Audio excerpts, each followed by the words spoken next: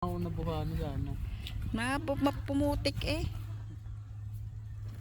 Ay tawa, naku, hindi pwede gumamit. Ay, Sabi tumaway, kumaway naman. Mahirap ito. Sabi tumaway, kumaway naman.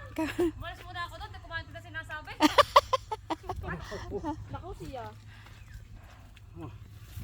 Bakit nga yung pumutik ano? Kaganda sana na rin. Dini mo gatali yung baka mo. Oh. wala yung pinagbawal. Ano, kukain ako ng ulit. Kaganda sana yan oh. Katang bukirin niya no. Kami nalalaki ka para umano lang. Wala na lang yung itim din kanina. Bumitik ka. Putol eh oh. Pagpunta na ano nga anak eh. Magaling humasik eh oh. Panay yun eh, hindi ako maghahasik.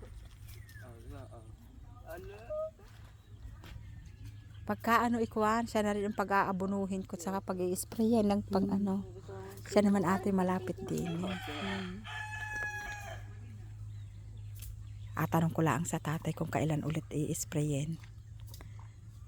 Tagal pa ho yan. Eh, Patagal po, pa. mga ganyang kalago. Gaya kahapon ho yan binumba. Mga 2 linggo siguro ho. Yung sa damo? Kahapon ho yan binumba. Binumba na kahapon. Tagal pa ho yan. Ibang amoy nung gamot na yun, nagkakayo ng gamot na ginagamit dito pag nagbubumba. Mga ano lang yan, mga 240, nomin. Ayun, Sinabi oo, daw- yung 240 nga pala ang aking Sinabi daw mami binata. sa mama, ikaw ano daw gamot iyon? Mga rice star ho, mga... Maganda ka daw sabi naan. Ba't umalis ka daw? Hindi ko maintindihan sinasabi.